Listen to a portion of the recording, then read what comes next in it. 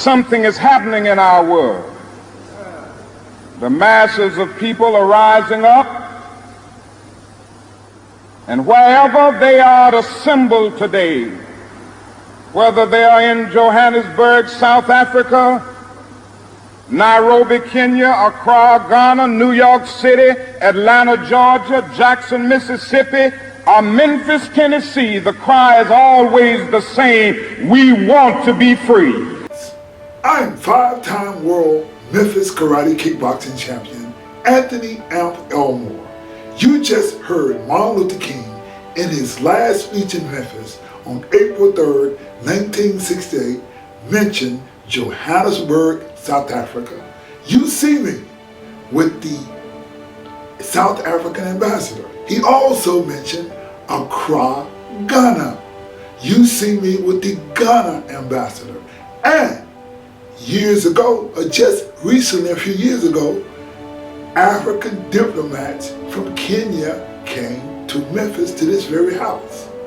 You see, in 1987, we in Memphis, Tennessee, became Memphis' first independent feature filmmaker. We wrote, produced, directed, and starred in the movie The Contemporary Gladiator, which is the first kickboxing film in American history.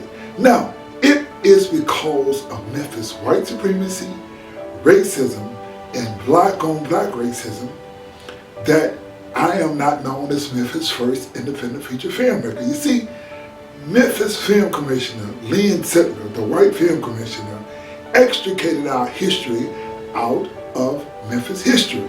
Now, what you have today is you are at my residence in Memphis. This is not just a residence, but what you would have here is a revolution. And look behind me, you see these beautiful African doors.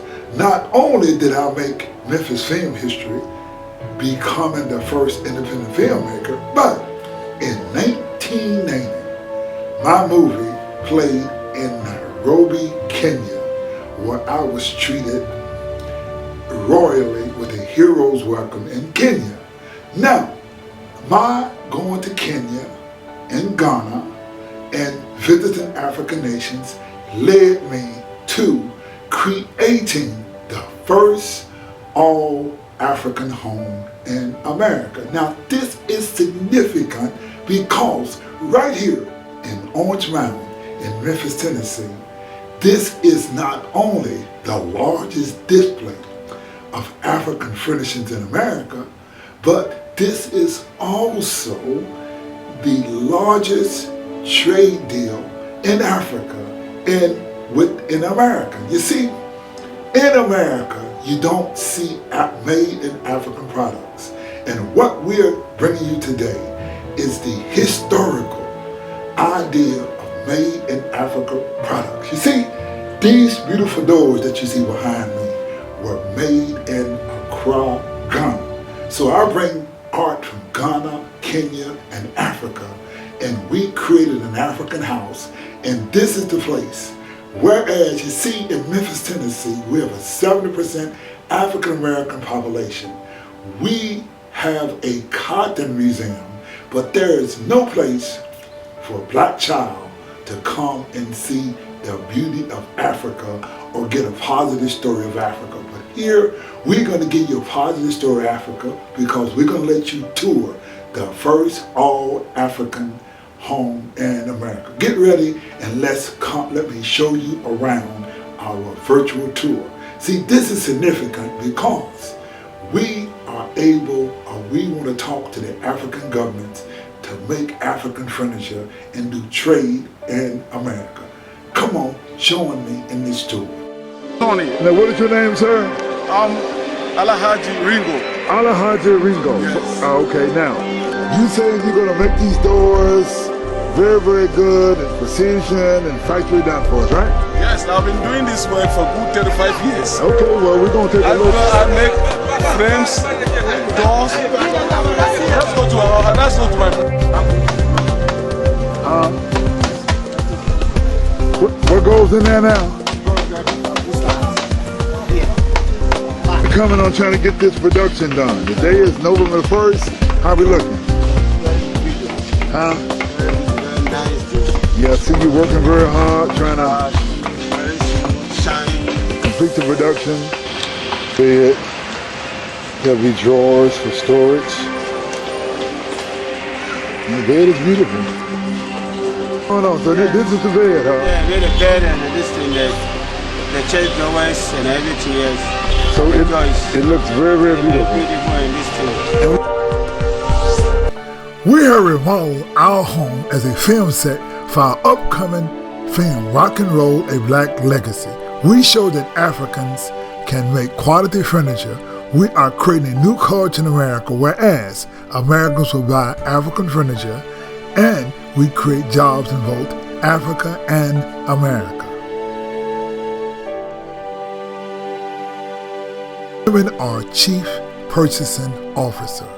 Kitchens are very important to women, and how spaces are designed. Notice how doors play a huge role in our kitchen design. Doors are a part of our design scheme.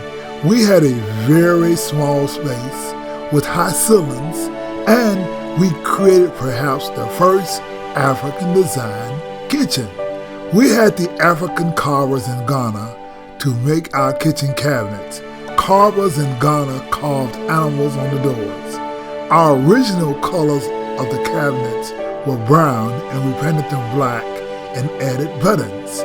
We created a bamboo rack for our pots, and we just love our African style kitchen. Let's walk inside our Orange Mountain home in Memphis. Behind the wrought iron door is a double-sided African carving. The door was originally a natural brown, and we painted the door black. Now, what is so interesting about this and makes this an African home is that we have our doors integrated as a part of the art. It's not just a door, but it's a part of the overall decorating scheme. Now, in regards to African designs, it is incalculable the different things you can get from Africa to decorate your home. Remember, everything that you are seeing is our African original art. I used to proudly have an Oriental living room. However, there's something about African-made products that grab me. I feel as I am in Africa, and there is a sense of peace. There's a sense of pride that I get. I can just walk through this entryway and I can just look, and I am amazed at the craftsmanship. You see, look, the area where the shelves are was once a closet. I removed the doors and I framed around the doors with a type of African plywood they don't have in America. So it's kind of like this carving that they have and the design schemes that they have in Africa that they don't have in America. See, you cannot get this from plywood in America. You see, some of the carvings are phenomenal. You can get store-bought accessories. Just look around at all these handmade items. I just like not only the look, but African gives you a sense of feel, a sense of peace. There is something that's very exciting and very phenomenal about African style decorating, and you're seeing it first here at our Orange Mountain home in Memphis. It will be difficult trying to find things more interesting to put in our house than African art. Our goal is to get with the African leaders and produce African products for the American market. You see, there's French and there's Italian and there's German and there's Mexican and there's Oriental. What we are doing is that we are introducing African designs to America. Just look at all the beautiful African designs. There's a picture of me, and there's a carving of me, and there's just so much that you can do with African design. Just look around. Let's walk inside our living room. What is outstanding about our living room are the beautiful living room doors. Doors, doors, doors. Doors are what make our home unique. To view our doors, there is no question that you are in an elegant African style home. It is the beauty of the African doors that makes our house unique and creative. Creative in the emergence of African style. Along with African doors comes African decorating. Just as there are French, Italian, Spanish, Japanese, Mexican, and other forms of styles of doors, African style doors are what we use to help export or to sell products to America. Americans are looking for something unique and dynamic, and what we bring to Africa is its own African doors that we can sell in America. See, we want to join with African governments to promote African style. We want to convince African leaders to believe in the beauty of African and African Americans who will not only purchase African doors, Black Americans will embrace African style. We want Africans to believe in African style. You see, it takes African governments to assist at developing the style to sell African Americans, African style products. We can sell African doors and sell African furnishings, but we need African governments to come here and to help launch African style and develop trade and do more with AGOA. We want African countries of Kenya and Ghana to come to Memphis to help launch the Safari Initiative or the Style African Furnishings Renaissance Initiative. We in America need from Africa the quality, the authentic African-made furniture. The greatest hit in our African furniture is our African-made altar. I had a Japanese altar, but I replaced that altar that was made in Japan in African Ghana carver. They made a copy of it, and everybody just loves this altar. I'm so happy to have an African style altar. Our living room is also made of what is called, our couch is made of what they call seagrass. It's a seagrass couch, and we use mud cloth to cover it, and we also used mud cloth curtains to match. And there's a type of art that made in Africa, made out of plywood. Look at this beautiful plywood art, and look at the soft paintings that the Africans drew. So there are all kinds of African decorating ideas. We just have to get Africans on board to produce African style products for the American market. In regards to African carving, this dining room table, there are no words to explain it. There are no normal everyday people in America who have a 14-foot elegant dining room table of this category. Such is for the rich and famous. When we in America produce furniture of this quality at affordable prices, sales will skyrocket. In regards to African style, this is the type of quality we must launch for the American market.